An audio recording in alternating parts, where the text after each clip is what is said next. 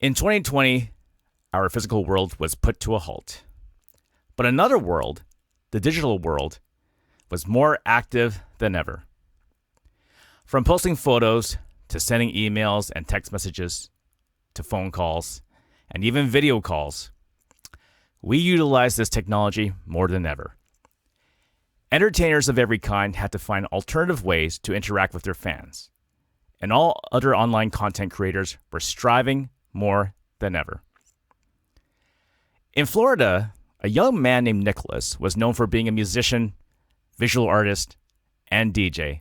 But some of you have known him as Young Pop. Young Pop created a profile on Instagram called PopTune to showcase various forms of entertainment, from drawing some amazing artwork to interviewing various personalities including musicians, singer-songwriters, hip-hop artists, and pop culture commentators.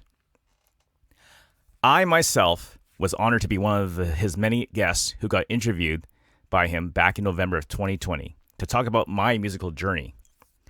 Whether if we were rising stars or just independent artists starting out, he made us feel like stars. And we're always thankful for that. Then, now, and forever. If you got that reference, we can be friends. This man has a huge love for entertainment, but as recently announced, he is retiring from his duties to move on to new opportunities in life. Because he's done so much for the entertainment community interviewing people, I felt it was appropriate to give him a send-off celebration by having me interview him right here on Instagram. Ladies and gentlemen, and people of every kind, let's welcome, for the last time, Young Pop. What is good, bro? Hello, Young Pop. How are you doing, my friend? I'm doing so well. I always say, you've always interviewed people. You always get to know us, who we were as entertainers, but we never get a chance to really know who you are, right? Because, we know about you in conversation, but just in terms of just in terms of just knowing about who you are, what are your interests, what do you do, what have some cool accomplishments that you have. I felt this is appropriate for as a send-off, just for the crowd to know who is Young Pop. Who was this Young Pop from Florida? Like who was this guy that did all this amazing stuff? So I just want to give you this platform now. This is the opportunity because of your retirement. This is a chance for us to know what's this guy's story. Right? What's his story? What has he done? Yeah. And like I said, the format was always interviewing, and now this time you're the guest of honor. Well, thank you so much, man. I really appreciate that, and I'm super excited to kind of tell my story and get it out there one more time before I kind of live a more quiet life again. Oh, for sure, and people have. I've seen your interviews for sure. The first time I've met you, or at least I've seen you do your thing. You interviewed the Cozy Representative, who is a really cool YouTuber as well. We know him for his pop culture commentary, especially with emo rock music. And the minute I saw your interview with him, I'm like, I got a good vibe out of this guy. And when I reached out to you personally. Over messaging, it was just cool, that I got to know you already, and it's just like, wow, I wished we lived in the same town together, basically. Well, I appreciate that, man. But what's funny about that is I remember when you first hit me up. At the time, I had a lot of people hit me up all the time for interviews because, at that time, the interviews were kind of popping. So, no pun intended. Anyway, yeah. I had a lot of people hit me up all the time for interviews, and you were really nice about it. So I was like, all right, I'll check this guy out. I ended up really loving what you did, so I was really looking forward to that interview. Oh, thank you so much, man. No, dude, it was actually that's probably in my top 3 of favorite because you were just so warm, and it was a great conversation. It was such a fun time because and just knowing about your musical taste as well, we can talk about metal bands, hip hop artists, or even classic rock. And of course, the first thing that always sticks to our minds after knowing you is your love for Rick Springfield when it comes to classic rock. So maybe that'd be the first question: is what got you into Rick Springfield in the first place? Was it the radio, television, parents, family, friends? What was it? Okay, that is an amazing question. So my love for Rick Springfield comes from this. I really I was 18 at the time, and I loved the song Jesse's Girl. I'd wait for it to come on the radio. Well, for that year for Christmas, my parents got me his greatest hits CD, and at first I just listened to it for Jesse's Girl. But I heard more and more songs I really liked from it. And at that time, I was graduating high school, going to college, being in relationships, experiencing a lot of stuff that was in those songs that I just really like. It hit me in a way that other music didn't really. And like during times I really, really needed it, I discovered so much of his music that really just spoke to me. So I love Rick Springfield because he was there for me in a very, growing and trying time of my life. And Of I wouldn't be course. the person I am now if I didn't have the music when I had it. Of course. And going to his discography here, what other song could you recommend to the audience besides Jesse's Girl? So from Rick Springfield, I Get Excited, Love Somebody, his whole 2012 album I really like, Ordinary Girl. He's got a lot of great stuff, man. He's got a lot of really good stuff. Right on. And so, folks, you heard it right here from Young Pop. If you haven't checked out Rick Springfield's other songs besides Jesse's Girl, this is your opportunity to do so. And it's because Young Pop sent you. Thank you. No worries. That's one thing, actually. I have, in case we end up talking about it, a list of artists that I've worked with or, shared my music or something, some capacity, right? Rick Springfield was the one that I always wanted to add to that list. I unfortunately wasn't able to, but Yeah, and I know a that's lot of times. and I know that we all have like those fantasies about like who would we jam with, who would we write with, which artists Exactly. could we tour with, or even be a part of their backup band as their session players. That those kind of dreams, right? But let's talk about that too, because you were talking about collaboration. So who else did you collaborate with that we may not know about? So as far as there are some big artists that I got paid to do art for that didn't end up getting released for label reasons. Oh, nuts. Um, the songs didn't get cleared, all that type of stuff. So um, here are artists I have covers with that I got paid for. It just never came out. Sure. So we've got Hood Rich Pablo, Lil Mosey. I don't know if you know who that is. If you can enlighten the crowd, who Lil Mosey is. Lil Mosey, he had a hit song last year, Blueberry Fago. He like got big for the song Noticed. Right. Yeah, that's him. Then Soldier Boy, that's one I wasn't allowed to talk about. I might not be able to still, but I did two variations of the cover for Soldier Boy. The song just never ended up getting cleared to come Oh out. wow. Well, but speaking of Soldier Boy, could you do his dance move? No. No. There's a lot of things I did to entertain on this page. Dancing was. Wait, no, I did dance on here. Never mind, I did that too. I was gonna say dancing wasn't one of them, but no, Oh, I of did course, real yes. videos. Okay, so yeah, I was thinking because of your bright red shoes, I'm thinking this guy probably dances. no. What's funny is I was a dancer when I was a kid. Like No kidding. I was actually, Awesome. I was really really good with it when I was like little. Yeah. If I joined a dance, like it was in this. So I took ballroom too. Right on, man. And that's and honestly, like dancing is just such good exercise. And people don't realize, this is Yeah, no, really good physical exercise for you guys if you want to get a nice little work, get some get some workout. it was a really good experience. Like I'm glad that I did it when I did. For That sure. was Yeah, it's one of those things where, there's little things in your life that shape you in ways that you don't really understand at the time, but Exactly. they're like experiences that you never forget. Exactly. And speaking of of good times too, like maybe let's keep going down that list. So who else have you worked with as well? Okay, so still on that list, Maddox, Fireman, who is a close friend of mine. Fireman's such a great guy, and he's worked with, we want to talk about his list. He's close friends with Chance the Rapper, Vic Mensa. He discovered Lil Durk. He's worked with Beyonce and Jay-Z. Wow. Fireman's worked with everyone. That's why I interviewed him. He was one of my first interviews.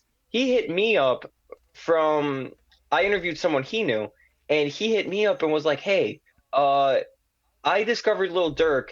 You remind me of him on his come up. You have the energy." And I was like, "Oh man, that's insane."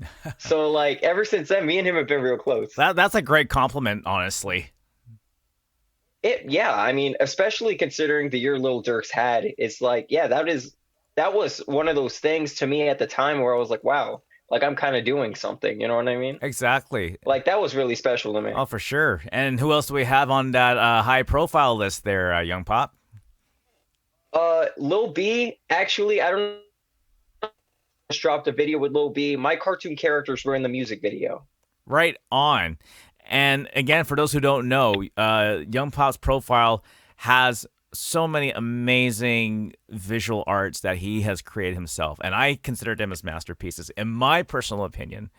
And Wow. like I said, man, it's just unique because like the minute I always say that you know all those things that you do that you're so passionate about, that says a lot about your personality too, and your artwork displays your personality. It's like we already know instantly this is Young Pop's art, just like the way it's designed, the way the colors mesh together and everything. That's your personality, in my personal opinion.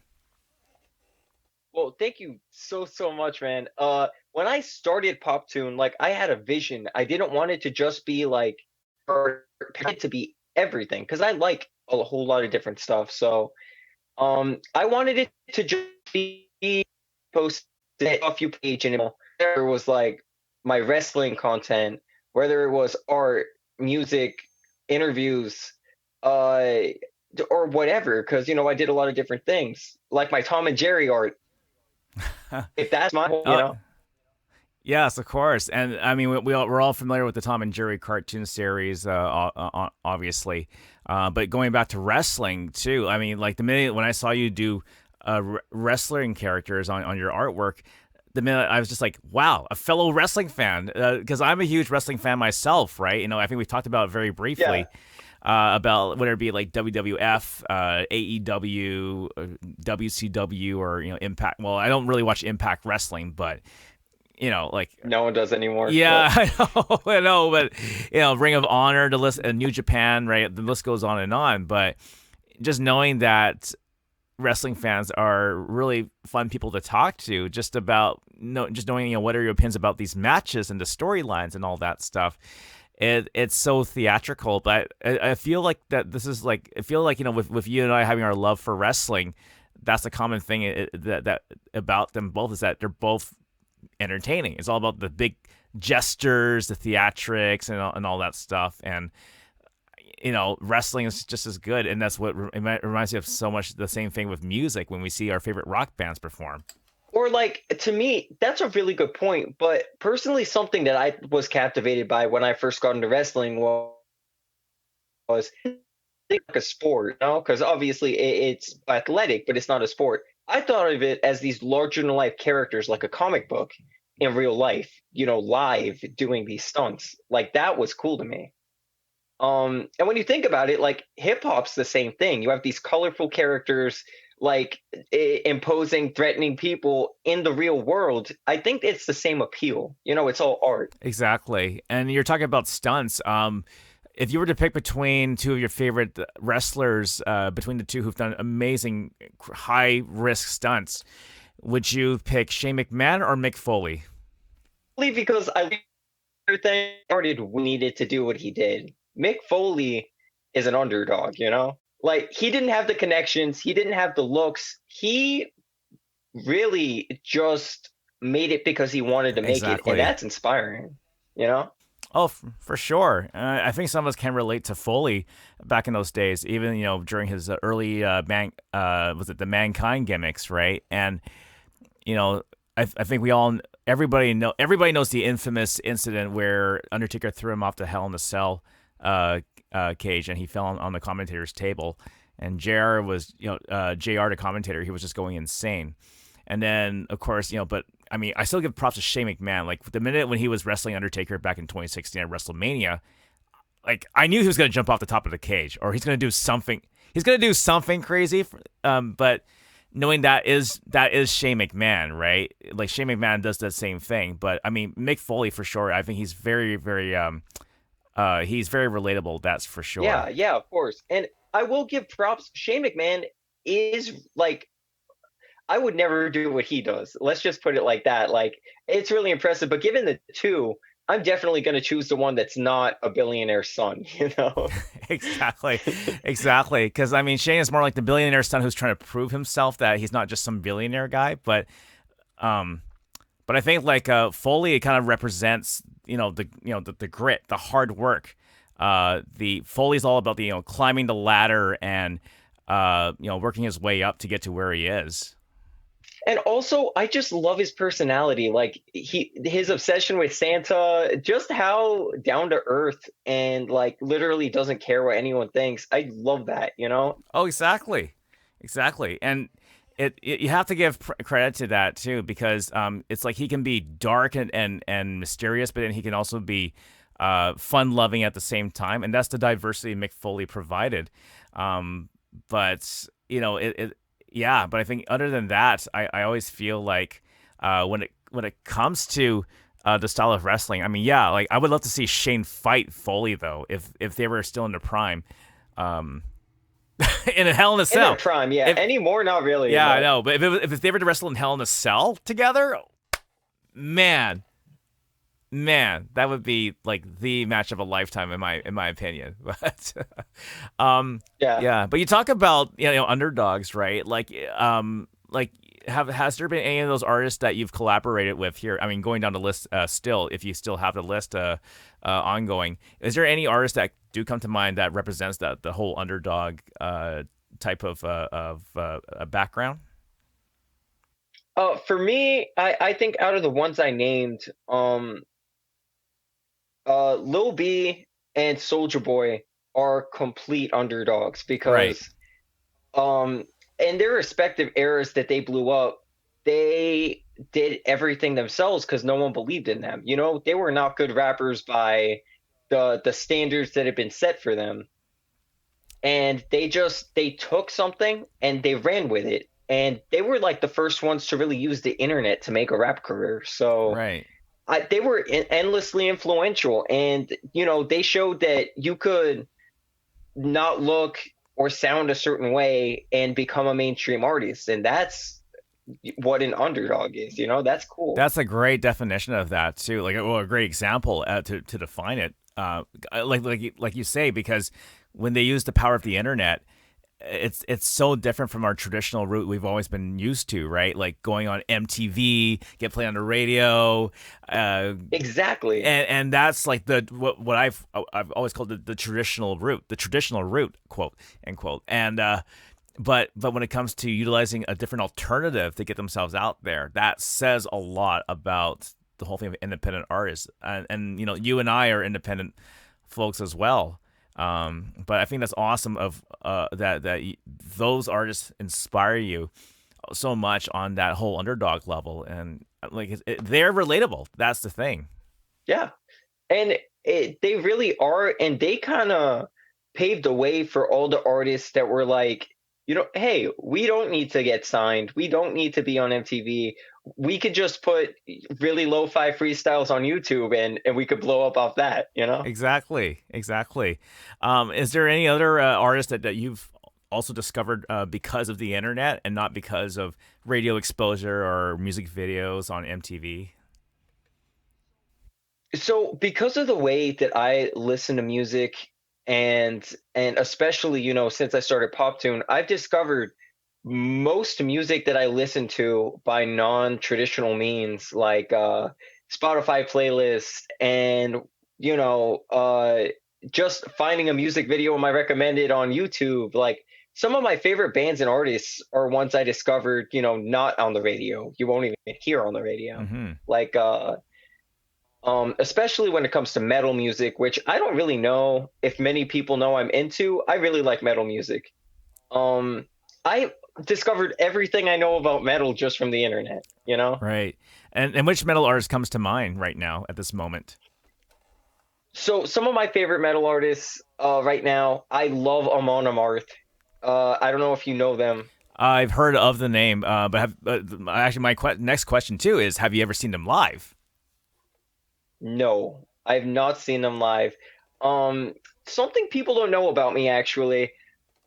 So I went to college and we were not really we were going through kind of tough times at the time. I dropped out and I started working two regular jobs and one job on the weekend, Right. which was at a concert venue. So I worked a lot of concerts during that time.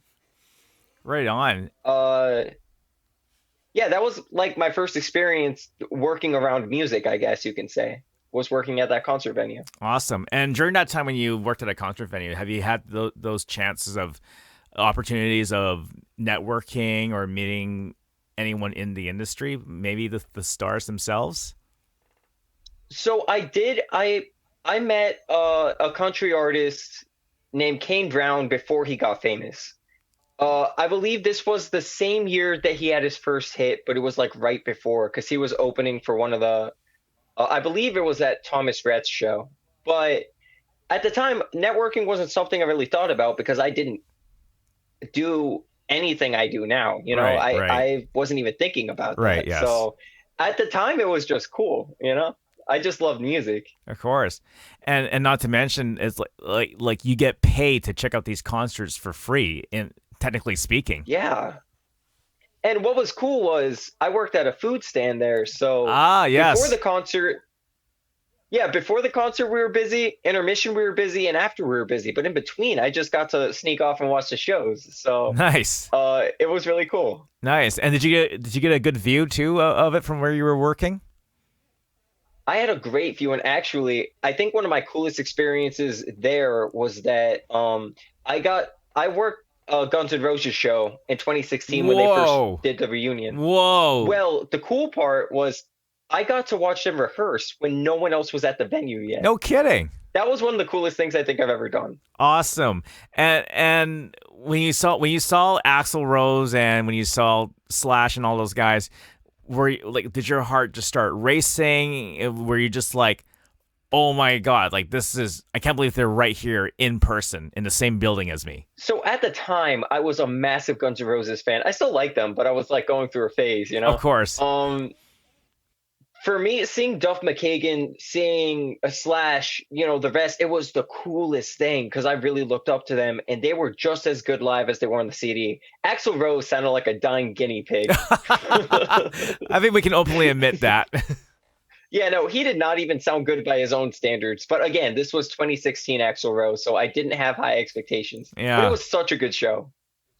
Yeah, and I mean, it's interesting too because when you think about Guns N' Roses, the first thing that comes to mind is not Axl's showmanship on stage, but his backstage antics and his prima donna type attitude, right? Like when you hear about how, going back to that time when James Hetfield discovered Axl Rose's food request for as his backstage rider. Yeah, yeah. Well, what's funny is Van Halen did a similar thing. I don't know if you've heard this about the M&Ms.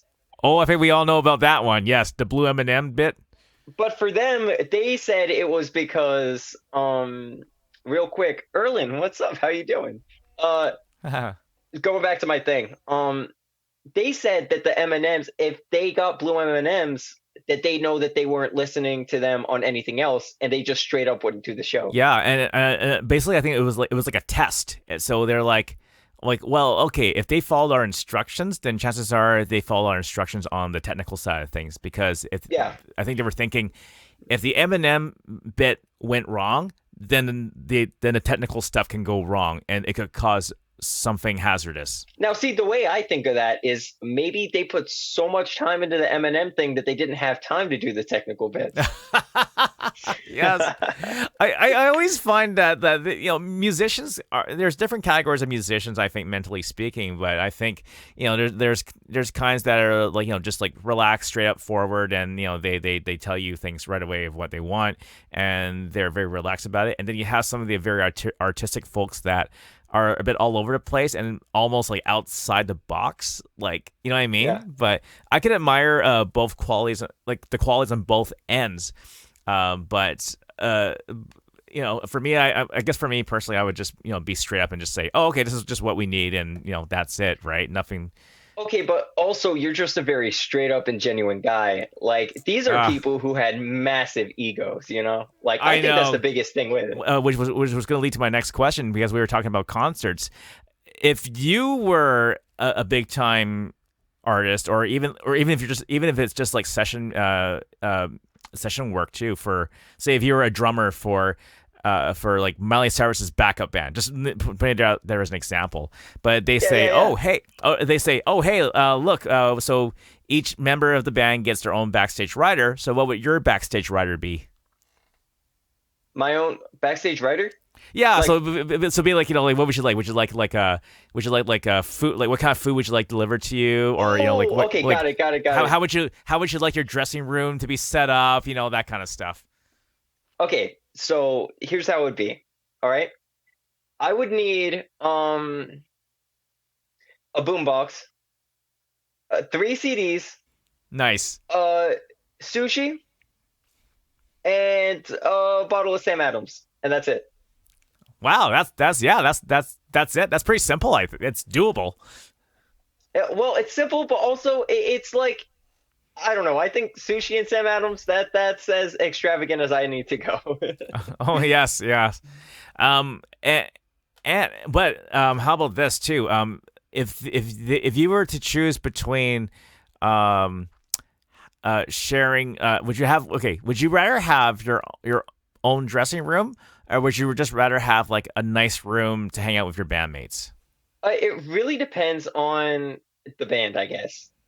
Right. But if we're all cool and all that, I'd much rather have kind of the camaraderie of because if you're a band and close backstage, you're going to do a better show on stage, as opposed to a band like Journey, for example, where the band was all close, but Steve Perry was touring on his own in his own separate bus because they couldn't get along. Like, I'd much rather have that kind of, uh, I guess, connection with the band backstage. Like the brotherhood, basically. Yeah, exactly. Yeah, right on. 'Cause it's funny how you mentioned Steve Perry because I was watching that documentary called Hired Gun, talking about session musicians and bandmates of famous artists, and hearing about Billy Joel, how he had his own private jet and he would not even let his own bandmates be on there. That says a lot about because they start off with good beginnings too, and then as they got really famous, it's like he's like now it's like oh you guys are not as important to me as before, right? And Yeah. it kind of went downhill from there. But I mean that's good on you just having that nice that awesome brotherhood mentality when it comes to bands. And you were mentioning Journey because right now Journey's led by Arnel Pineda, the Filipino singer who I hear is Yes. one of the nicest guys you will ever meet. And I've seen Journey with him three times in concert, and they were some of the best shows I've ever been to. I Arnell is bet. a fantastic performer. I'm sorry, I continue bet. with what you were going to say. I just had to say that. He's No, amazing. of course, yeah, and that's the thing. I wanted to hear your thoughts on that. I'm glad that this is exactly what I thought too. The minute I didn't see him live, but I've of course we've seen videos of it, right? And I've watched his Yeah. documentary, but you know, just knowing that the way he sings and the way he acts with his bandmates, it's like hey, how's it going? I appreciate you guys, love you guys so much, blah blah blah, and loves his fans too. But You I can can just tell tell how humbled he is to be in that band, and that's what I love exactly, about it. exactly. Like you can tell his heart's in the right place when it comes to him being part of a big band like Journey.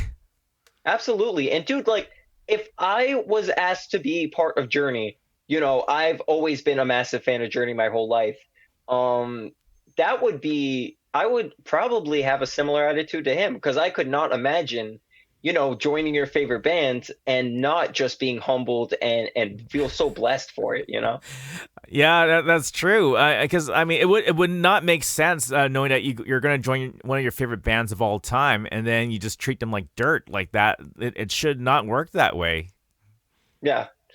Yeah, that's the Arnell is a artist I like a whole lot. Obviously, he's known to karaoke other people's songs, but I still think he does it incredibly well. Big respects to him. Exactly. So let's sticking around with Arnell then. Talk about his stage presence. Like, what are your thoughts about his stage presence with Journey? I so dude, I don't know. It's just like I saw a lot of people saying negative things about the show I went to, which I thought was really good, saying like, "Oh, it's not Journey without Steve Perry," which they were Journey before Steve Perry. I've just got to throw that out there. Of course. Anyway, Yes. Yes. Thank you. Thank you for clarifying that because not everybody knows about that. yeah, Greg Rowley was the original singer. Um, Exactly. and they do have some good stuff with him. And what's sad is Greg and Steve have two songs together where they're both singing that are my favorite. But back to Arnell, he puts on a show. He put on at the time a show in 2016 that Steve Perry was not capable of. So if you're going to see the band Journey, I'd much rather see them with a lead singer who's engaging and can put on a good show than 2016 Steve Perry, who was not the best singer, not in great shape, not able to put on the type of show that Arnell was. Right. And do you think do you feel that it's because Arnell cares, like he cares so much about what he's doing for Journey and the fans? 100%. He cares. He's like when you see him on stage and also just off stage on social media, whatever. He's always constantly so thankful, and like you can just tell that being a rock star has not changed his life at all. He's the same exact guy he always was, and being a rock star changed Steve Perry. I don't know if Steve Perry was always a narcissist and always a jerk, but he was not a good person to be in a band with. So, uh, I'd much rather watch the guy who seems grateful for his life than a guy who almost ruined the rest of the band's lives. And let's talk about his connection with the fans then too. I mean, do you feel like Arnell is that kind of guy who will go out of his way to talk to almost every fan waiting backstage? Do you think he would be that type of guy to do that? Yeah, I feel like for, the backstage fans and all that, definitely be that type of person. I have not had any type of experiences with him personally, but I know he's always interacting with like his fans on social media and like at shows and stuff like that. So it's cool Yeah. to see. For sure. And I'll give you this nice little Vancouver connection with Arnell. Since we're talking about Journey. I remember last time he was in town here in Vancouver. He actually low key. Okay, he was just touring not with Journey, but with his solo, just for his solo stuff. So he has like a session band that backs him Yeah. up. So what he did was that he rehearsed at. It's somebody I know in the music scene. This guy I know in the music scene. He owns a tattoo parlor shop in Vancouver, and low key, Arnell and his backup band, they were rehearsing in that tattoo parlor. Oh, that's so cool. Dude, Yes. around where you are, you always have such cool stories about that area because you were telling me about Michael Bublé's music video being at that supermarket. Oh yeah, that's right. Yes, that's right. Yeah, Michael Bublé being filming his video at the Killarney supermarket, and yeah, that was. We have some interesting Vancouver here and there once in a while, but and you were Yeah. saying that your sister's such a huge fan of Michael Bublé. So has she ever seen Michael Bublé live like numerous times? So what's sad is we all pitched in for her last birthday to get her tickets to see him, and her birthday was in February 2020. Obviously, by the time the show rolled around, everything got canceled. Of course. So the show has still not been rescheduled, but whenever, Michael decides to start touring again and playing those shows he was supposed to, then she'll be able to see him live. For sure. And would you ever see Michael Bublé live? There are very few acts that I wouldn't want to see live at least once.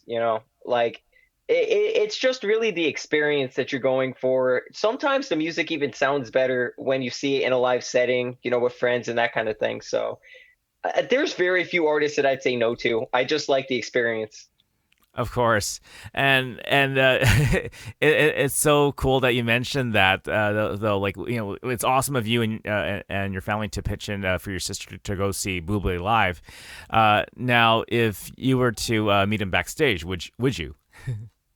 Oh yeah, of course. I mean, he seems like a cool dude, and obviously, like now it's not to further anything for myself because I'm not going to continue the direction that I've been going the last year. Of course. But if we went backstage and I met him at the time, I would for sure be like, Michael, an interview sometime, something like that, like that's the way I was thinking back then. Of course. So your interviews, again, great format. Just with the pandemic happening, since 2020, this was one of the many outlets that we watched to be entertained and just getting to know the artists that you've interviewed. Some of them are rising stars, like I said in the introduction. Some of them are probably just starting out. Now, how did you discover most of these artists? Besides, like maybe through, I know maybe some are just like through friends and all that. But is there any that you've met through such a unique way, or for any guests? I do have some. I do have some cool stories. So, all right, go for it, man. As far as guests on my show, Brian Spencer was my first ever guest. He has produced for Lil Nar, Zillakami. He's worked with Sid from Slipknot. The band Crazy Town, who I'm also pretty cool with. Of course, yes. Also, he's produced a lot of Scarlord's music. I don't know if you know who that is. Not in my radar, no. He's like one of the best known like screamo like trap metal rappers. But anyway. Oh my goodness, yes. Yeah, no, that's like the scene that Brian works in. So Brian Spencer, I met him through. I was watching a reaction of on YouTube, two British guys reacting to a song he produced, and I didn't even know who he was. I just knew the rappers. So in the comments, he was like, "Hey, I produced the song. If you have any questions, just hit me up on my Instagram." So I did. This was when I first started out with art. I did. Nice. I was like, "Hey, like I do music art, blah blah blah. I love this song," and we just talked and. He followed me. We stayed friends after that, and he was my first interview. Mm-hmm. So that's how I met him. Love Matt, who was, I believe, my very second interview. He's a really cool guy. He's been real good to me, and he's a rising star. Actually, he's doing really well for himself. But I met him through Spotify. Alerted me that an artist I listen to a lot had a song with Matt. So I listened to it. I liked it. I hit up Matt. I was like, "Hey, I like your song with so and so." And after that, we became real close friends. We talked still talk very regularly. I've done cover art for him, interviewed him, all that. So yeah, those are just a few, I think, pretty interesting stories of how I met some of the people I interviewed.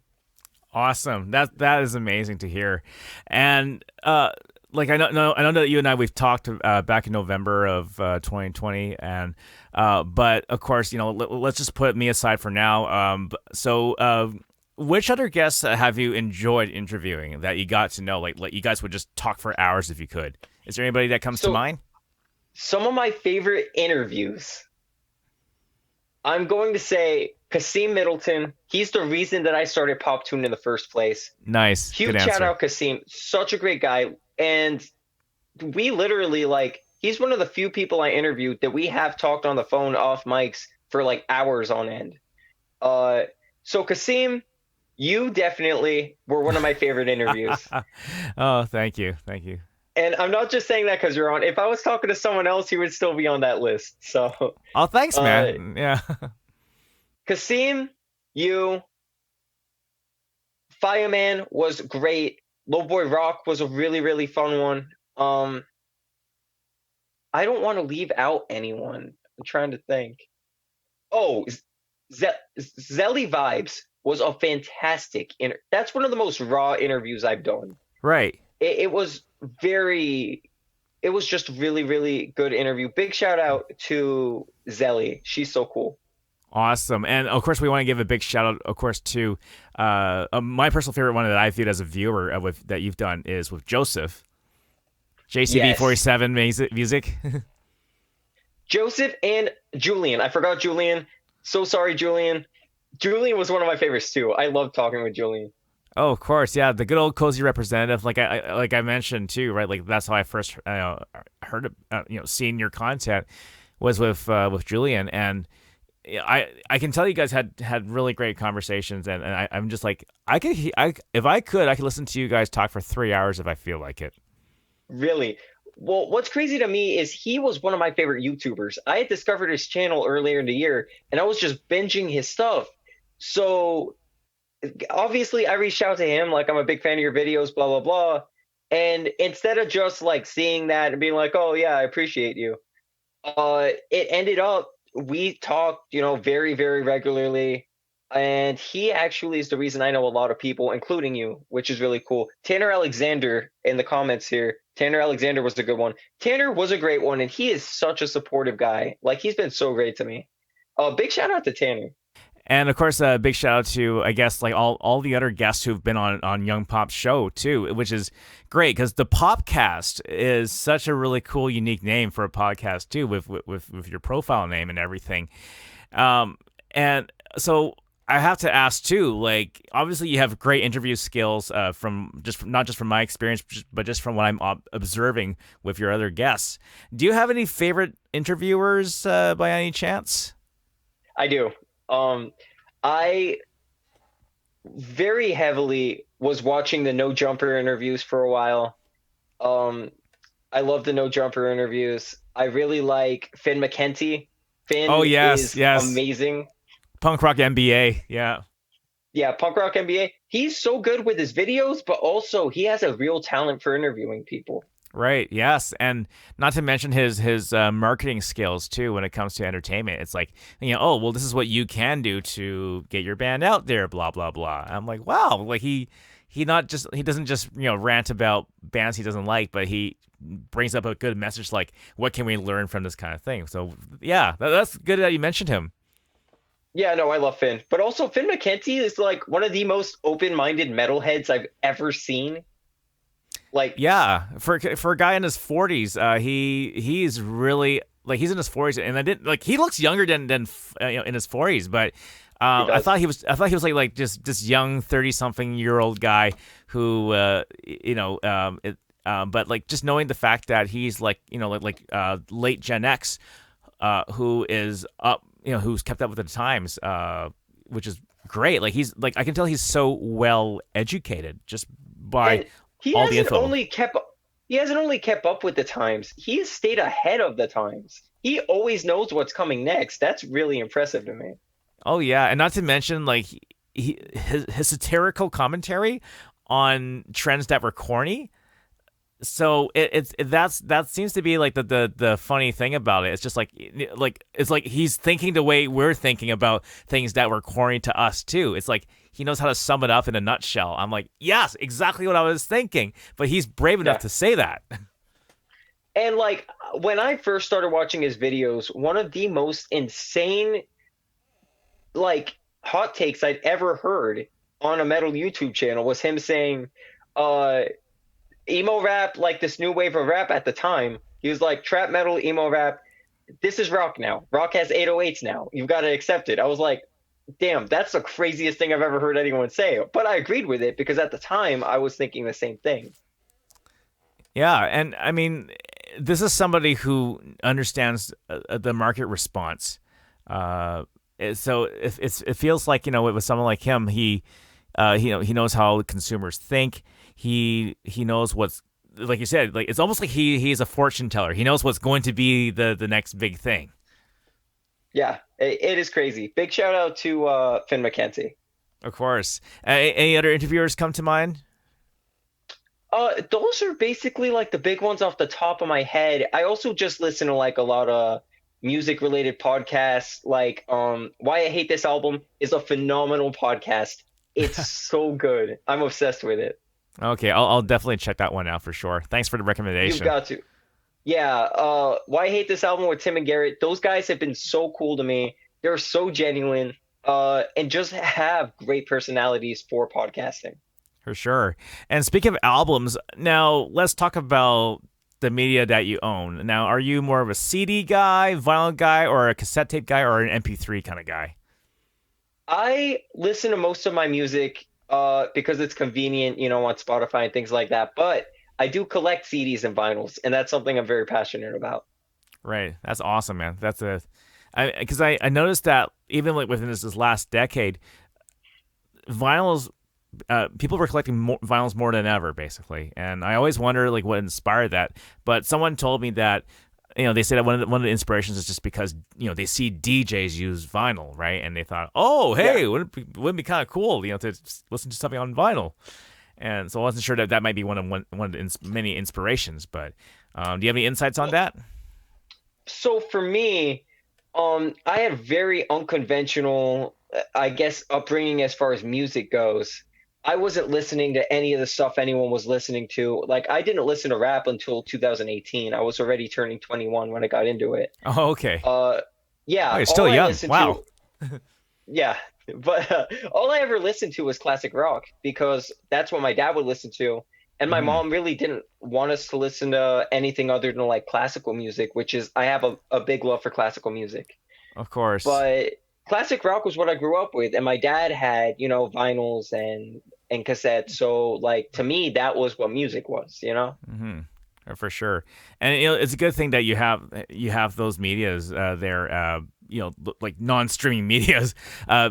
Because I always feel like with you having a CD or a cassette tape or a vinyl collection, because imagine a scenario that you're gonna go camping out in the woods and you have no internet connection there, right? And so what do? You got your cassette tape. As long as you have a boom box, just put the cassette tape in there and boom, you're good to go. Not only that, but I think just for preservation of music, it's important because Yeah, things can go off streaming in a heartbeat, and then boom, it doesn't exist anymore.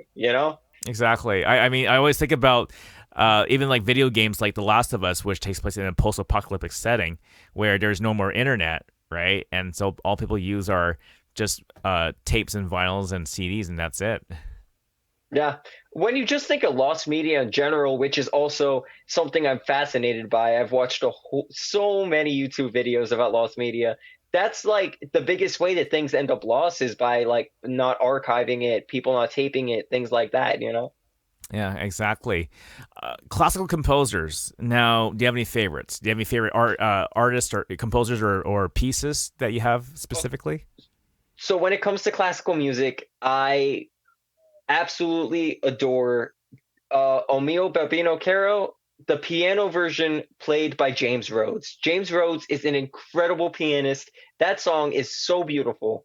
I love it. Also, Rhapsody in Blue by Gershwin is amazing. I could listen to that over and over. Those have got to be my two favorites. Are you a huge Debussy fan as well? Debussy or even maybe Chopin or Beethoven? I know Beethoven. I don't even know those other two, but I mostly, when it comes to classical music, am into. I like the piano music a lot more than I like symphonies, but I do Of enjoy course. symphonies. Of course, yeah. But I think, and circling back to our interest for wrestling, everyone knows about Daniel Bryan's theme using "Ride of the Valkyries" as his theme Yes, song, of and course. and it's so cool to see a well-known classical piece being utilized for something as big as WWE, where Daniel Bryan goes in, does the yes chant, and it's just golden, man. And that's why, whenever, a new facet of media is the reason that kids know about old stuff, it's like people are annoyed by it. Like, for example, when Post Malone had Ozzy Osbourne on his album, and people were like, "Oh, how are kids just learning about Ozzy now, like dumb kids?" I thought, cool, they're finding out about Ozzy Osbourne. It's like Yeah. it. And if a kid only knows Rise of the Valkyries because Daniel Bryan, it's not like, oh man, these kids, they don't know anything. It's now they know. Maybe they'll get into classical music because of that. Yeah, exactly. And going to Ozzy Osbourne too, of how you mentioned that with people getting to know certain classic rock or classic metal artists. I mean, think about like people like Post Malone that has the power to leeway these fans into getting into these kind of artists. But I mean, it's almost like you gotta give credit also the same way to how games like Rock Band and Guitar Hero Of exposed people course. to that too. Um, Yeah. uh, and so yeah. And now, if there's any other artists besides, of course, you mentioned Rick Springfield. Which other artists would you even recommend to young fans that they should check out? Like, So some artists that have inspired me my whole life, obviously the band Rush. You know I love Rush. Oh yes, of course. Rest in peace, Neil Peart. He's the reason I started drumming and writing songs when I was Exactly. younger. But so Rush, Rick Springfield, um obviously Journey, the Beatles, um I love Bruce Springsteen. The Born to Run album is a perfect album to me. I listen to that front to back. I love Born to Run album. Oh, of Uh, course. and yeah, those are just just a very few that I can think of bands that I think you should all go and check out right now. You heard After it this, straight. of You course. heard it straight from Young Pop, folks. Bruce Springsteen is quite the songwriter slash poet. Uh, as you can tell from his lyrics, he is definitely a poet. But at the same time, when you think about his music, you think about songs like "Glory Days," which, the first thing that comes to some people's mind, at least, I remember as a kid when I first heard "Glory Days," it just reminds me so much of.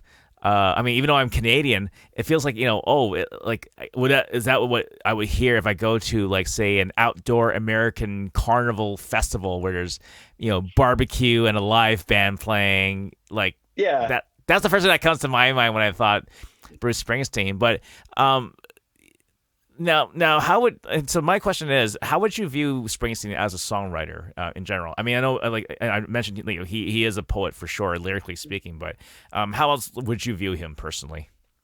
So I think what's so special about Bruce Springsteen's music, and especially his lyrics to me, is he's able to evoke a feeling of youth and freedom and struggle in a way that I don't think I've really heard from other artists. So, Bruce Springsteen as a guy, not my favorite person on the planet or anything like that, but Bruce Springsteen, the artist, he is able to capture the feeling of being young, falling in love, dealing with this problem and that problem, and in a very nuanced and special way that is one of the reasons that Born to Run is one of my all-time favorite albums. Right on. And if you were to introduce any song from that album to a bunch of new listeners, which song would you recommend first thing? Thunder Road and Jungle Land. Those are I had to pick two. I love those songs so much. It's funny how you mentioned Thunder Road because I remember learning that on piano a long time ago, and it's just so awesome because that song almost gave you a bit of a Meatloaf type vibe too, because how Meatloaf is all about the piano rock kind of deal. It Yeah. almost gave me that similar vibe too. It's almost like Meatloaf meets Elton John in some ways, but it still has that Bruce Springsteen signature because of his voice. That is one of my songs I sing at karaoke almost every single week. Right on. And speaking of karaoke, now you did host karaoke. Yes. Yeah. I've hosted karaoke a few times now. So, what was your experience like as a karaoke host? Like, like, what are like some of the most memorable moments you've had as a host? So basically, I'm just real cool with the DJs who do karaoke in my area, and whenever one of the two can't make it, I'm the one that so that's why I've done it a few times now. And let's see, my best experience. Um, I don't know. Like it was a lot of fun, but they were pretty standard karaoke nights. Nothing like crazy happened at either of them. I think okay, wait, there's one. One of the times, one of the bartenders was like, "Hey, can I do a song?" We're like, "Yeah, of course." He didn't stop bartending. He was singing his song and pouring drinks and kept working the whole time. And he sounded amazing. I couldn't believe it.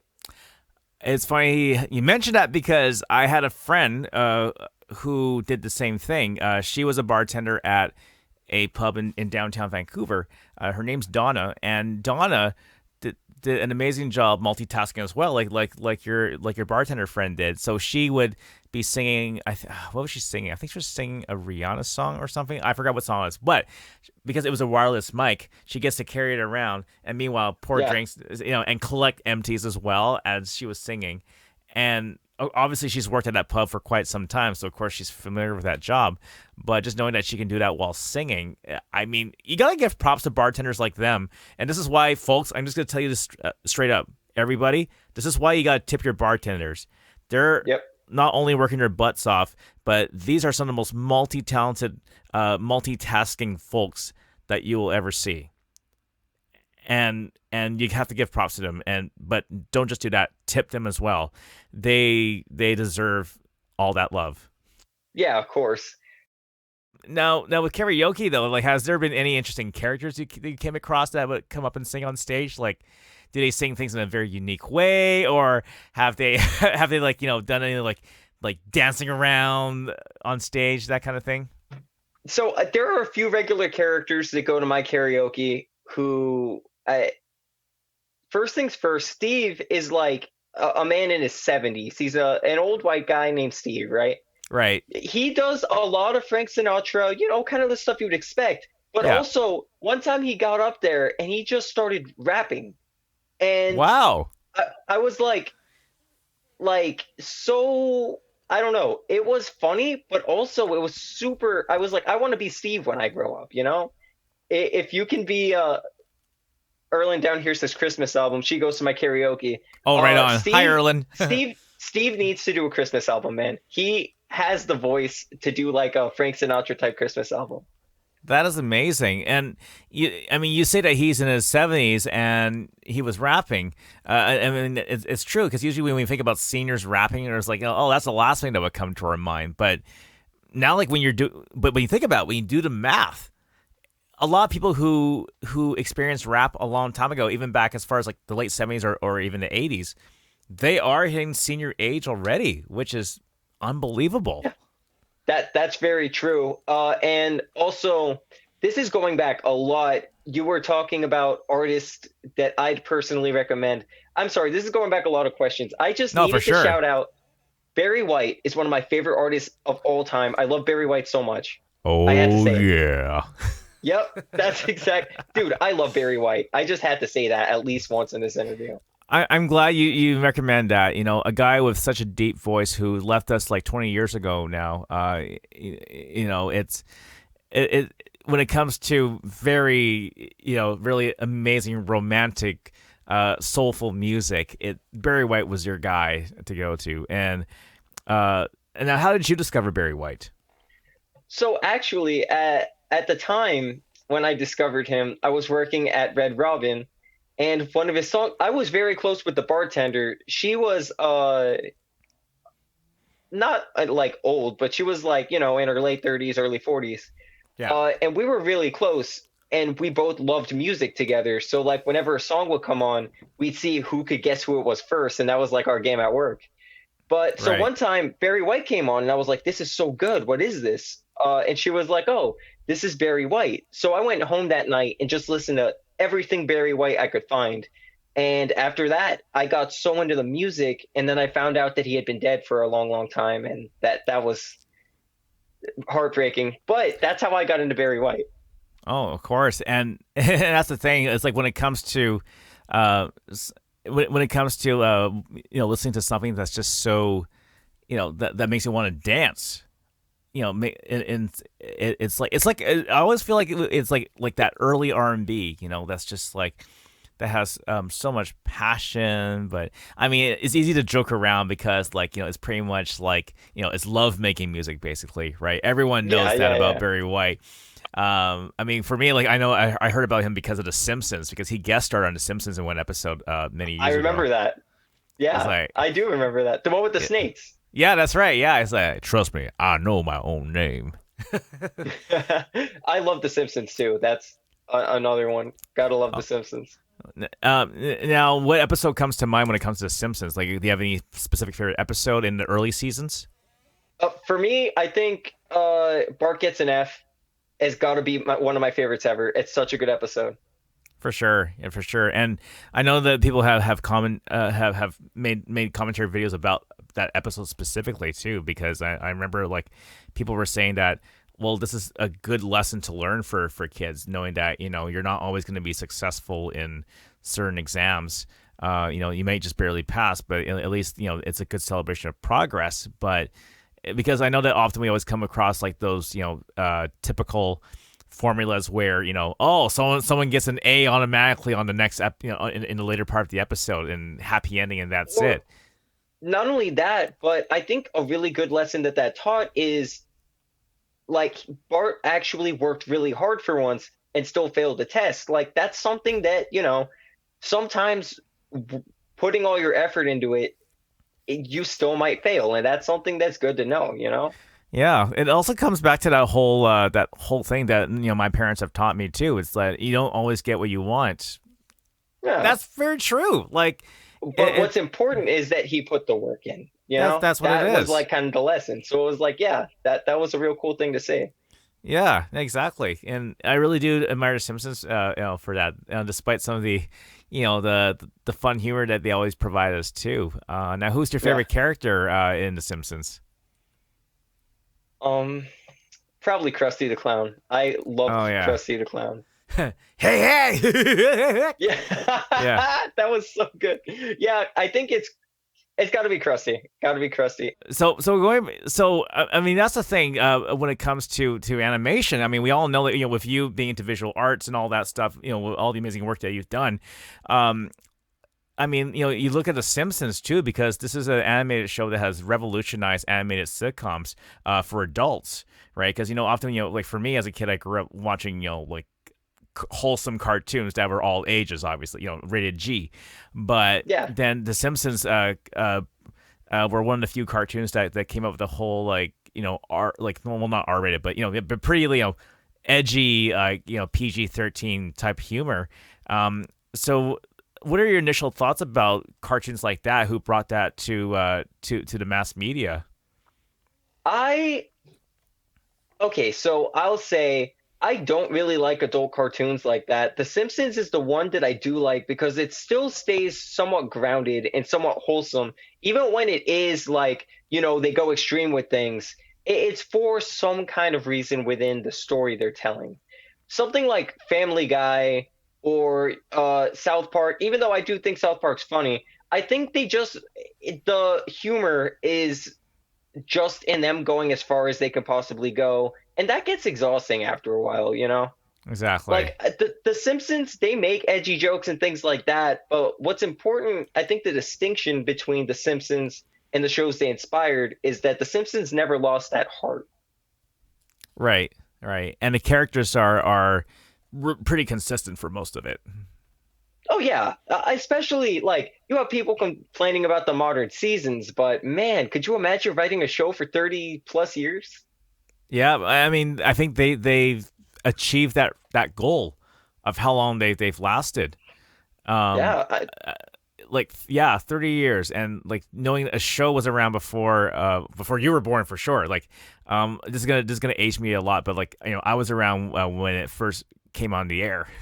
yeah, and you know what? That's kind of something else special about The Simpsons is I really, even though it's not what it was, I never wanted to leave because it's that one thing in our lives. It's always been a constant. Some people haven't had this or haven't had that, but have always had The Simpsons on Sunday night. Exactly. I remember at one point, yeah, because like it started off on Sundays, and then it moved to Thursdays just for like a couple of seasons, and it came back to Sundays. But I mean, and you were right though, because like the memories that we have with that show. I mean, for me, it's always about sitting in the living room, just watching a new episode every time. Or sometimes when I watch the syndication on the Yeah. weekdays, right, I would just like have in the background while I'm either cooking dinner or if I'm doing homework or if just relaxing and just spacing out and do nothing. But I always feel like the lines, those funny lines, were the most memorable parts too. I'm assuming that's probably the same thing on your end. Yeah, 100%. Like it was always able to tell a good story and get at least two real, genuine laughs out of me. So what else can you ask for from a show? Yeah, exactly. And the funny thing about that show too is that everyone in Springfield has their own quirks, but they also showcase their incompetence in some ways too. Like besides Homer, but you look at Chief Wiggum, who is one of the who is a very incompetent police chief who who should have got himself killed a long time ago, right? Like he would eat Yeah. donuts from off his gun, Gun. or yeah, He or used like the gun as a remote control. yeah, exactly, Yeah. or Oh, that's my favorite episode. I said Bart gets an F. My actual favorite is the one where they parody the Beatles with the Barbershop Quartet. That is a yes, great episode. yes, for sure. I think that's another good one too. I guess I would say my personal favorite one is the Frank Grimes one. That's an amazing one. And Yeah. also, just real quick, my mom, Farmish Mama down there, she just commented. I just want to say major shout out to Mama Pop. None of this would have been possible without her. She was really here for me every step of the way, and I just want to thank you so much, Mama, for never giving up on me and kind of seeing my vision when a lot of people didn't. So thank you. Big shout out to Young Pop's amazing mother who has raised him really well and has taught him so many amazing things. And of course, your mom is also saying she likes the episode where Homer did not want to go to church. That is an amazing episode. It Yeah. actually, me and my mom used to watch that one together. I remember that one, and like Apu was leaving his son to look after the Quickie Mart, and like the son had like that big ass Yeah. shotgun. it's like don't you kids take anything, and they're like, oh, we won't, and they're like eating cereal in their hands too. Just like, Yep. oh man, that was fun. Now, but going back to like the whole thing, like everyone in Springfield they displayed such incompetence. Like like we mentioned Homer and Chief Wiggum, of course Ralph, and Yeah. Lenny and Carl obviously to have their own quirks as well, and Krusty obviously he's so bad with his money, and then and then you have Mr. Burns who keeps forgetting Homer's name and everybody else's name in the power plant. It's just yeah. Yeah. Also, another great Mr. Burns episode is the one where he gets so many diseases that they all clog each other up and cancel Yeah. each other out. And he's like, "So what you're saying is I'm invincible." Indestructible. Yeah, that's what it was. Also, my Theo just commented. My Theo has been here since the very beginning. My Awesome. uncle. Theo, thank you so much for all the support that you, Alexis, and Jaden have shown the entire time. I love you guys so much. And something about me was my younger cousins, Alexis and Jaden, have always been super into hip hop, you know, sneakers and all that type of stuff. Just stuff I didn't really see eye to eye with them on. So through this whole thing, we became so much closer because like rappers that they liked would share my art, and it's like, oh my gosh, my big cousin, they just his art got shared by my favorite rapper, whatever. So like I feel like I've gotten so much closer with them. And yeah, my Theo has been the most supportive guy ever. So yeah, thanks so much, That's guys. that's amazing. And about your family too. Like now, is your family musical as well, or do they have any kind of artistic background as well that you may have inherited? My mom is the most artistic person I've ever met. She taught herself to knit, sew, paint. Uh, I'm forgetting so many things because she does so many things. My sisters are the same exact way. My sister Veronica at Everyday Roni on Instagram. Go give her a follow. She is a better artist than I am by a long shot. She makes cute little cartoons. She's amazing with lettering and calligraphy. My sister Erica, it can do anything she wants. My brother JP, he also does art. He taught himself guitar and he's very good at it. There's a whole lot of artists in my family, and I'm proud of every single one of them. And I'm the artist I am because they're all the artists they are. Right on. And have you and your brother ever jammed together? Actually, me and my two younger brothers used to be in a band together. No kidding. And what was your band called? We were called the Bedheads. Our style was we did like 80s, like we were basically Steel Panther but for kids. That was our thing. Nice. That's amazing. Yeah, so we made like parody style 80s songs, but like, like clean, like we made one song that sounds like a Motley Crue song, but it's about going to the zoo. Like that was our thing. That's awesome. and you know, you talk about Steel Panther. I mean, like you know, that's one of the many bands that's just so entertaining. Like they mock that '80s hair metal culture, and yet people just love them so much, and they're so skilled too. On top of that, I think the reason that they are so good at making fun of that music is because you could tell they're so passionate about it. of course. And now, would Steel Panther be the band that you would want to see live, like, and not get tired of them? I would never want to see Steel Panther live. Oh, really? And why is Don't get that? me don't get me wrong. I really do love Steel Panther, and those guys are hilarious. But Steel Panther shows are insane. Like I wouldn't even want to be around all that. Some crazy stuff happens at Steel Panther shows. Oh, trust me, I know because I've been there. My wife and I, we went to see Steel Panther once in Vancouver downtown. They were, and sometimes sorry, one year they did this one show where they were playing 2 days in a row, and one of them was on New Year's Eve because they wanted to do like a big New Year's Eve extravaganza. And Yeah. so imagine if you say that their shows are wild, and I can tell you that from experience. But imagine what their New Year's Eve extravaganza would be like. And I don't know if I want to think about it. I can only imagine what was probably going on. Yeah, Steel Panther is one of those bands that I like and respect, but I would not want to see live. Right. Imagine a mosh pit's happening. Yeah. Oh, moshing at a Steel Panther show. Yeah. Now, have you were you ever a fan of festivals, like big rock festivals, or anything like Coachella, Warped Tour, or any of those festivities? I've never been to any of the big festivals, and I didn't start going to concerts till I was already like an adult, Right. So I've got a lot of catching up to do. But I am seeing Rick Springfield this summer, so Nice. that's gonna be a big one. Nice. I think that's going to be the perfect one for you, knowing your background with Rick Springfield. Yeah, I've been waiting a long time to see Rick Springfield. He's like on the list. For me, it was Journey, who I've seen, Rush, who unfortunately I didn't get to see.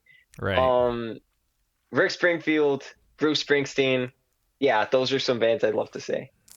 And who else do you admire as a drummer besides Neil Peart? I have a lot of love for a lot of drummers. I'm gonna say Trey Cool from Green Day is very cool. Obviously Travis Barker. Ginger Baker from Cream is an incredible drummer, and he inspired Neil Peart. So a lot of love for Ginger Baker. Rest in peace. Hmm. Um, Dave Grohl. I love Dave Grohl as a drummer. Obviously, yes, yes, I honestly I think he's kind of underrated as a drummer because everyone knows him as Dave Grohl now. But of course.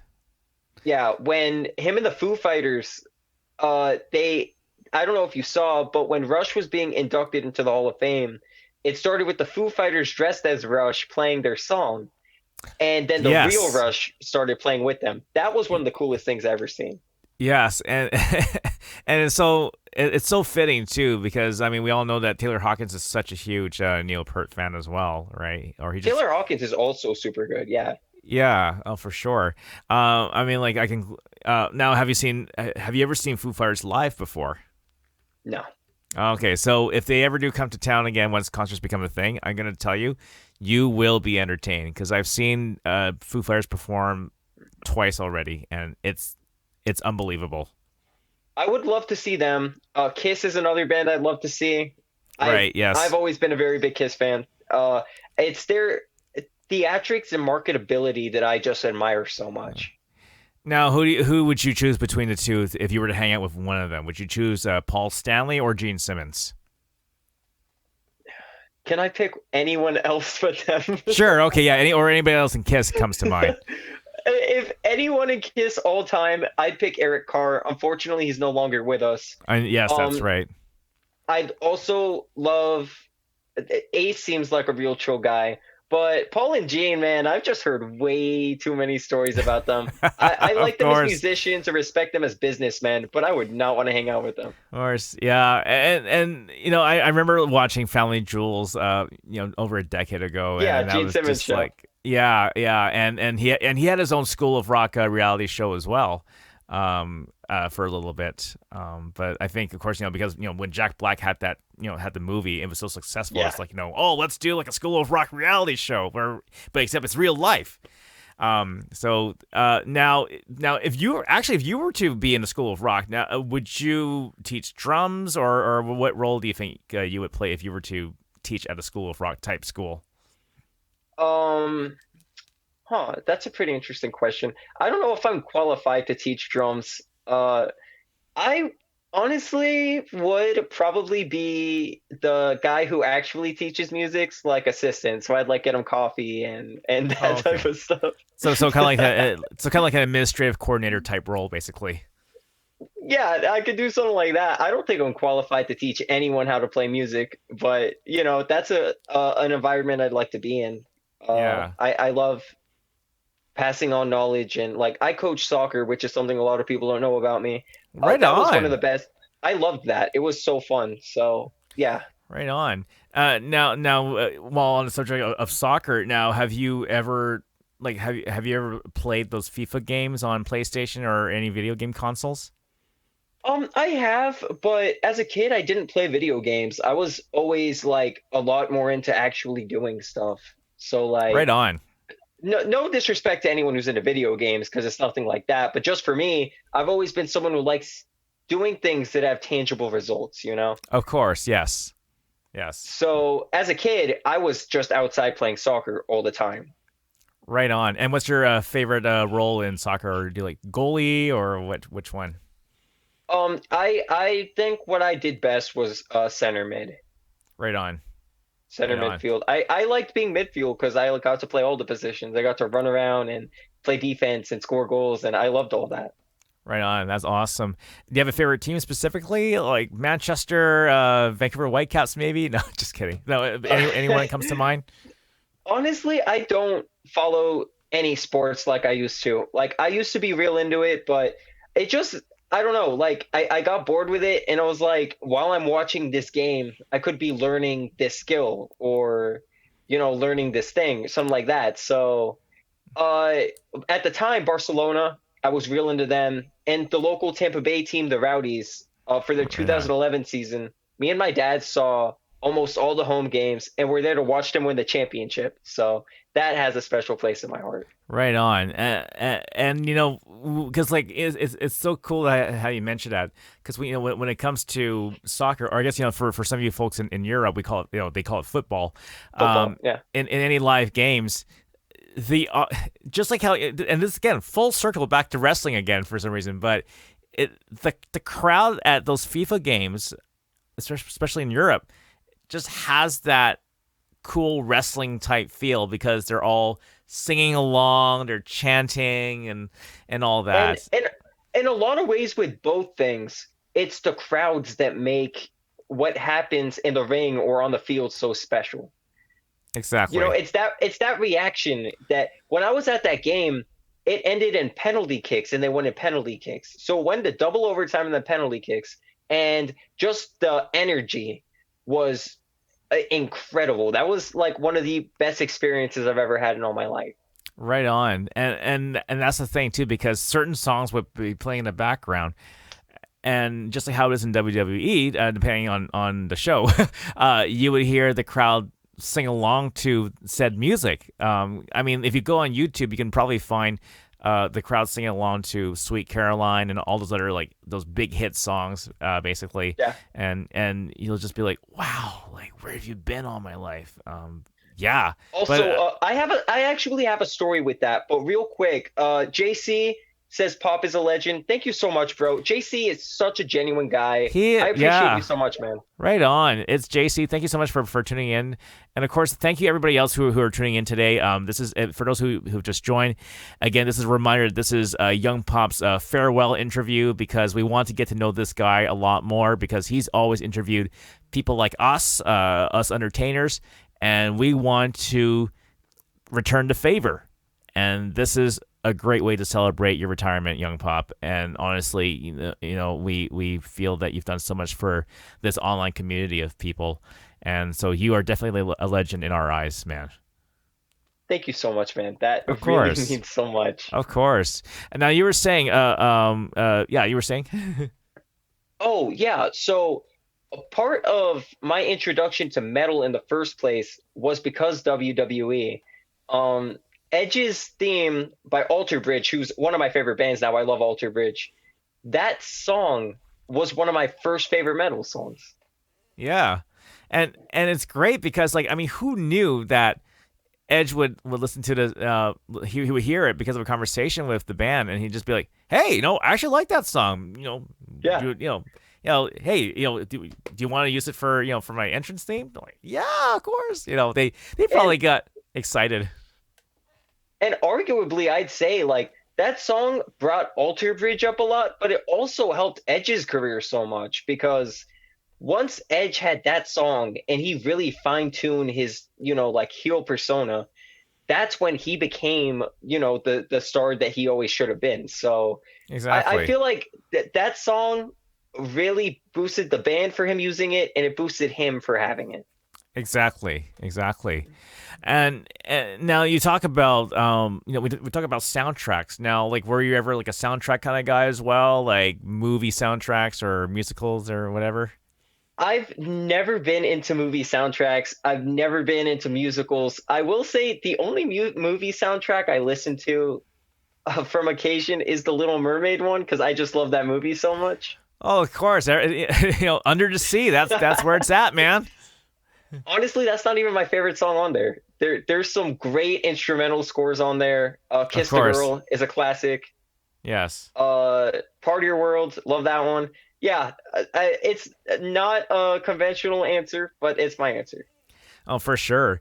Now, and that's the thing because when you think about Disney, those are one of the few movies that do come to mind. Like you think about those all time greats like Little Mermaid, Beauty and the Beast, Aladdin, The Lion Yeah, King. And those are all, and of course Mulan being one of them as well. Mulan Uh, is amazing. yes, for sure. Now if you were to on like now if you were to recommend a Disney movie to anyone who's new to Disney. Let's just say there's a kid out there who's like, oh, hey, I don't know about this Disney movie thing. What movie do you recommend first thing that comes to your mind? I'm gonna say three, and just three that were important to me as a kid, and even now I still love are Yeah. Peter Pan, Yes. Little Mermaid, Lady and the Tramp. I love those three so much, and I recommend them. Those are absolute classics for sure. Awesome. Good Yeah, choices. Good choices. thank you, thank you. Yeah, and like when you think about Peter Pan too, what a story it is too, and of course, like Robin Williams took it to a whole new level with Hook, uh, Yeah. and just knowing the premise of that storyline. Now, it's, I mean, what could you learn from someone like Peter Pan? You know what? You don't really learn anything from Peter Pan.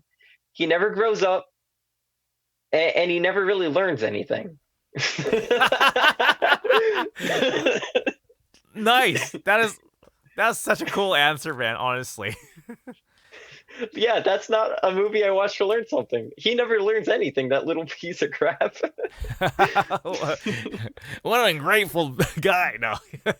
he And just he really just messes with everyone because he has magical powers and he's this cool kick-ass little guy. That's it. yeah, and of course, we have to give props to Robin Williams for being such a good sport for for Hook, his role as Peter Pan Well, in Hook, and Dustin Hoffman. he retconned everything I just said because he actually made Peter Pan grow up and really brought an interesting point of view to how someone who was a kid for so long might do in the real world, outside of their fantasy land, That's having right. to deal with, the things he was avoiding. So I think that movie was super cool just for going that route with it.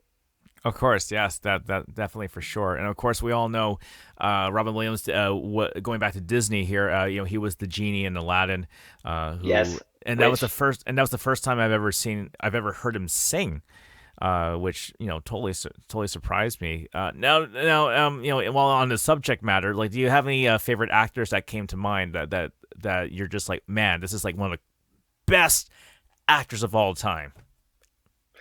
oh, let me see actors. I'm a lot less passionate about actors than I am with music or anything like that. But Yeah. um, a few come to mind for sure. Keanu Reeves. I love Keanu Yes. Reeves.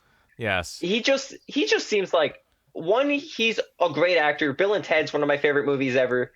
Uh, I also love the John Wick movies. So the economy of what he's able to do acting wise is amazing. Right. Right. And also just him as a person. I feel like he's just such a super chill guy. He is. Yes, exactly.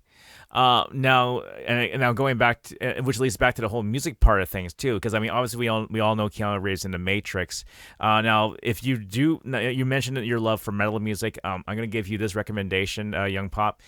Check out the first Matrix soundtrack.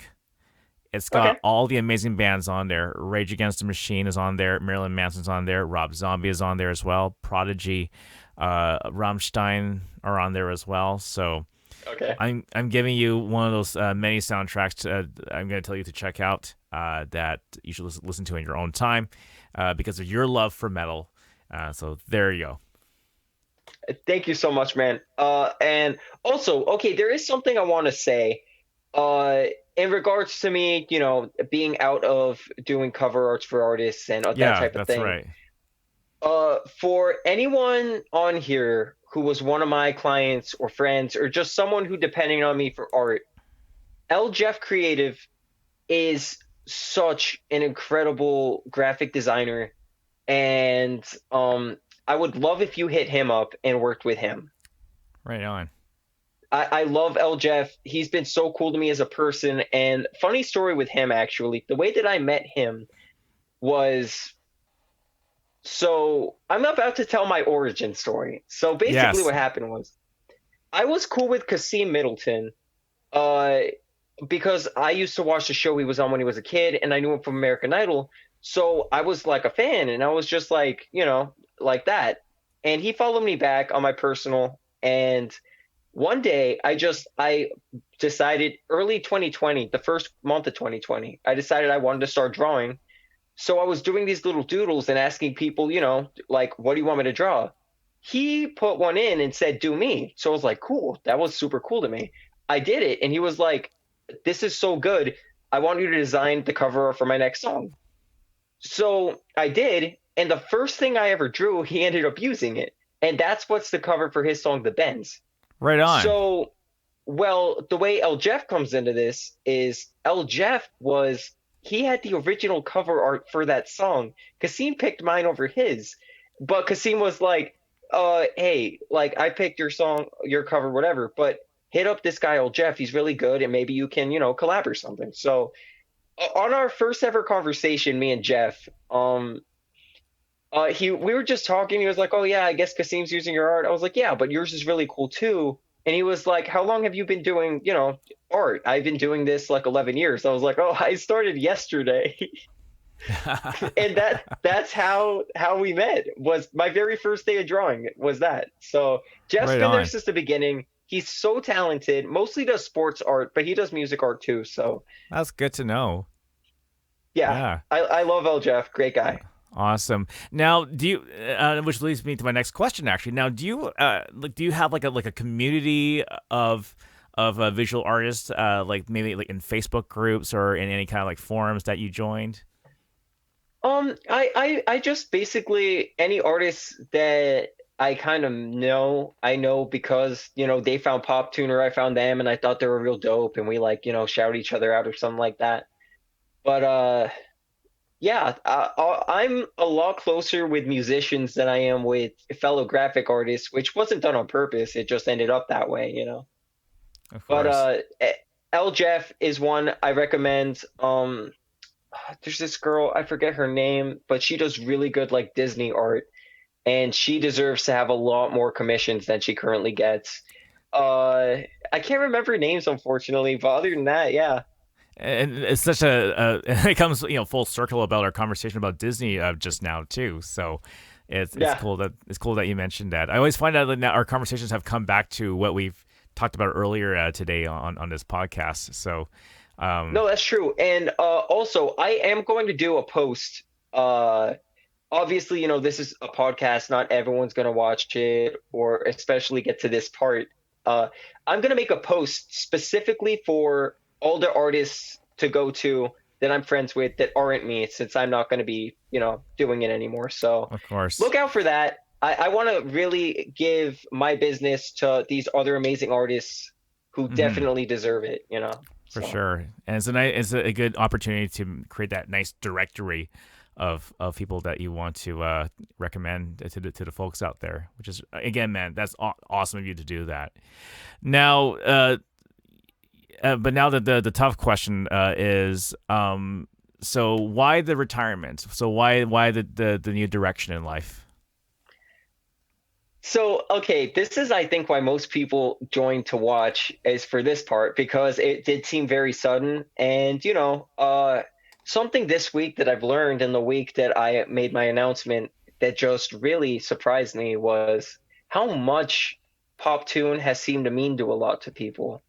It meant different things to different people, but like I've got people hit me up saying like they're gonna miss my interviews, they're gonna miss seeing me in a more public setting, they're gonna miss the art. Like I've had people say that seeing my art was sometimes the only good part of their day, and that's like so incredible to hear. And just, I've gotten sent fan arts and voice messages and texts and just people putting on their stories all that this meant to them. And that's been so special to me.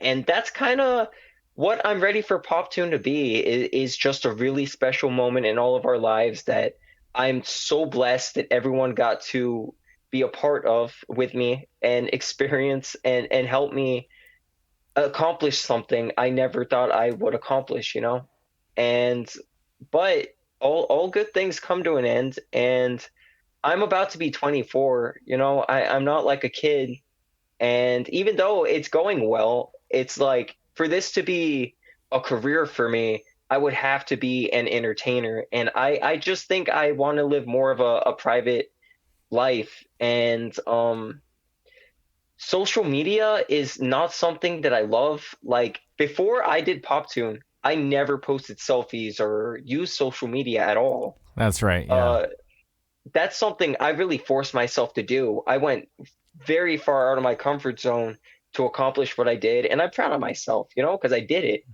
I did something that a lot of people, I think, couldn't picture themselves doing, which is doing something they're not entirely comfortable with, and making a few accomplishments, a few cool stories, and a few connections. So I'm really, really proud of what PopTune was, and I love all the people that it meant something to.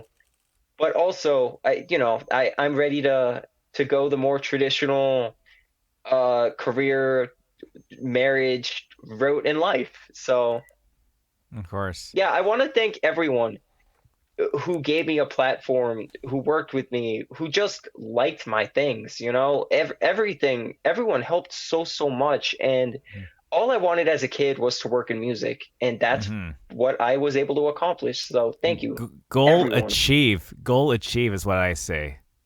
from the bottom of my heart. And now I have so many amazing stories that I'll be able to tell and be like, you know what? I did this. I worked with this person. This and this person shared my art. Like the band Rush, their official Instagram page shared my art, and that was one of the best days of my life. Seriously.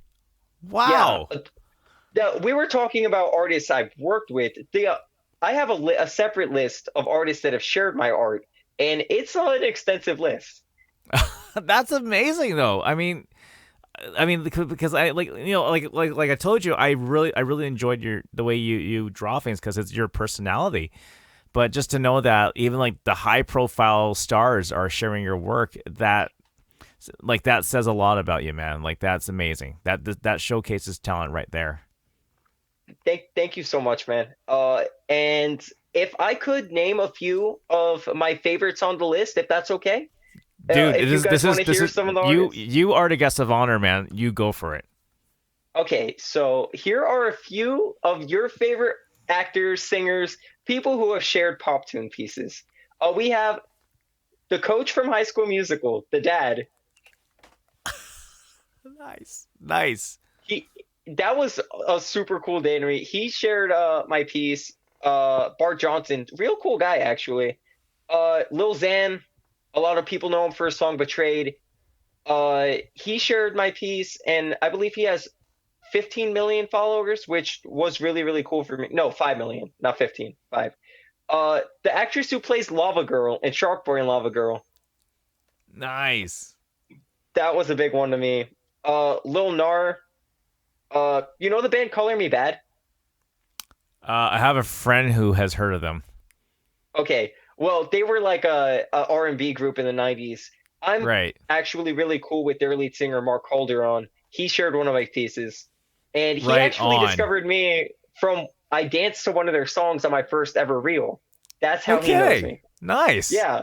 But anyway, Tom McDonald, the band Rush, Designer, the band The Darkness, Hip Hop Harry. That was a really cool one. Nice. And the last one I'm gonna say because there's a lot more, but Enzo Amore, the wrestler, shared my art. Whoa. And you can't Yeah, teach that. you Wow. can't teach that. Yeah. That's exactly it.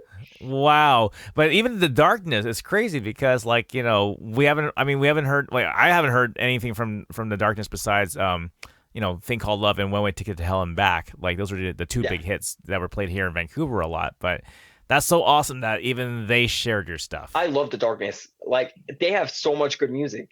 Yeah. And I hear like they're so amazing live too.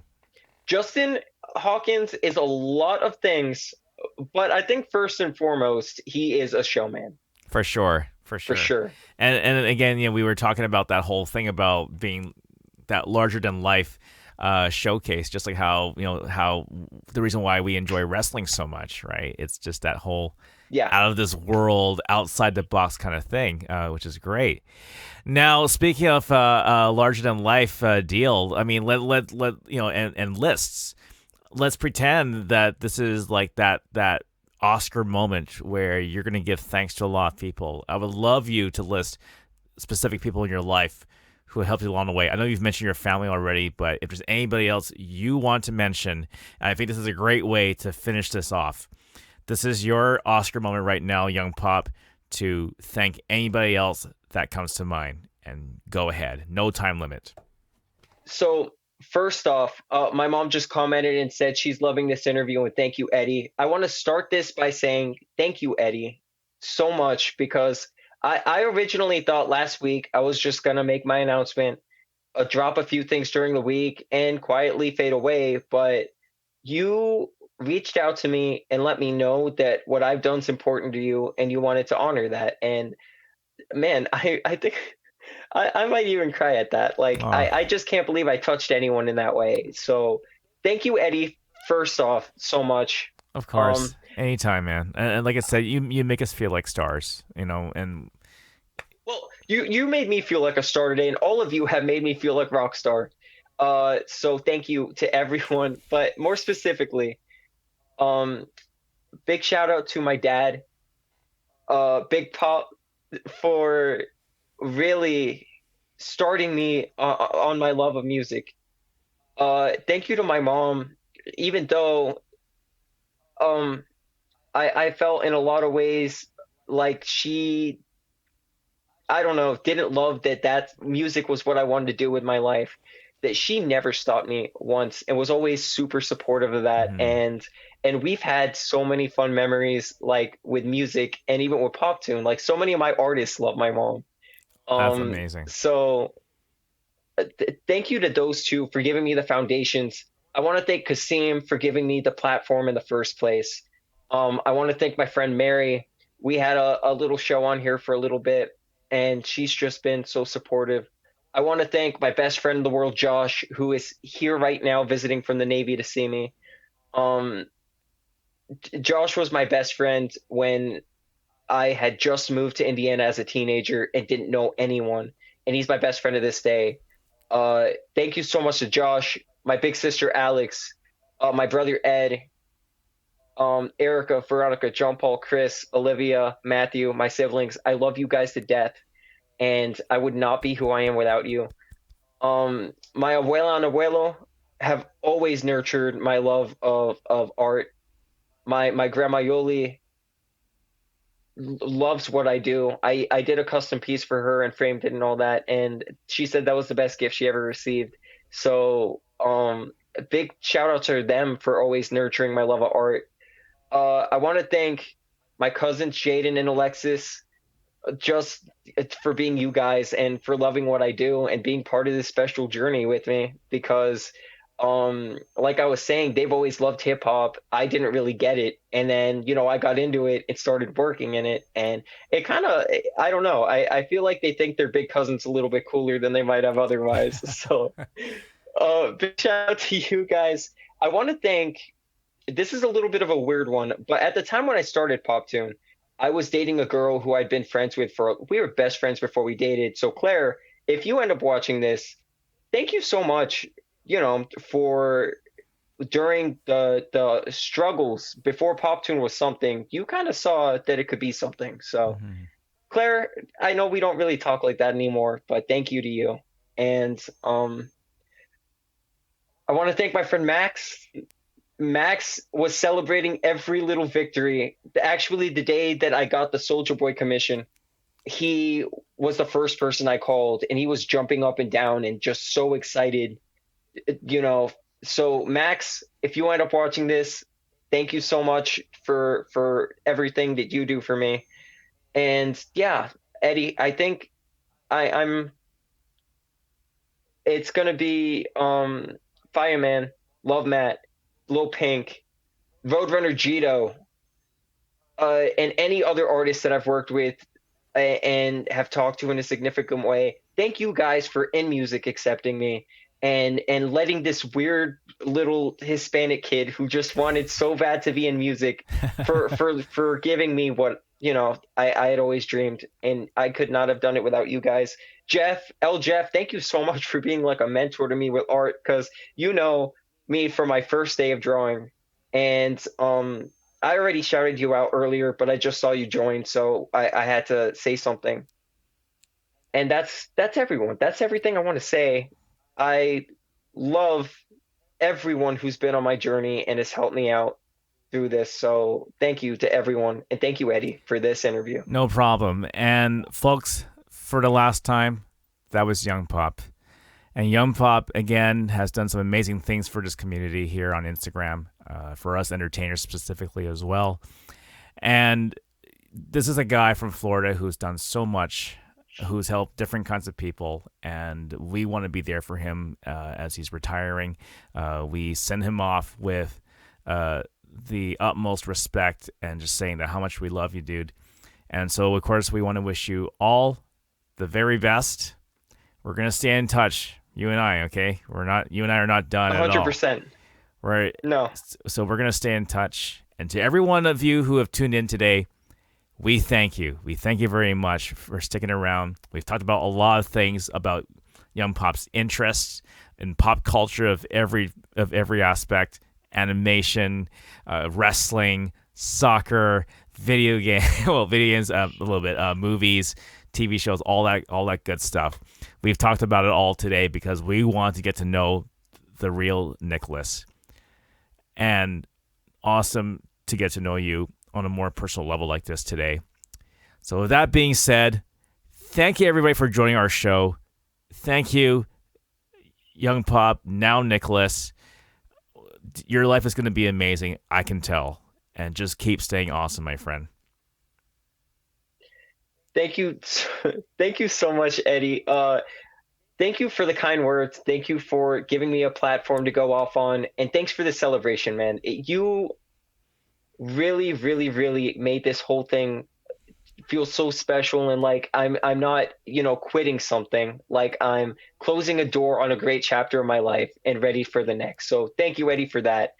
And it's been amazing knowing you. We're gonna stay in touch. And to everyone who is on here saying bye to me, love me, Eddie, Faith. It's been really great knowing you guys. Obviously, I'm just a DM away on my personal account. I won't be able to like respond and all that like I used to be, because I want to focus a lot more outside of social media. But I'll never really be gone. So Sure. thank you to everyone. I love you all. And thank you, Eddie, for this so much. No worries. So I'll sign off this podcast by saying, stay in touch, stay safe, and stay awesome. Have a good day, everybody. Bye, everyone. Thank you.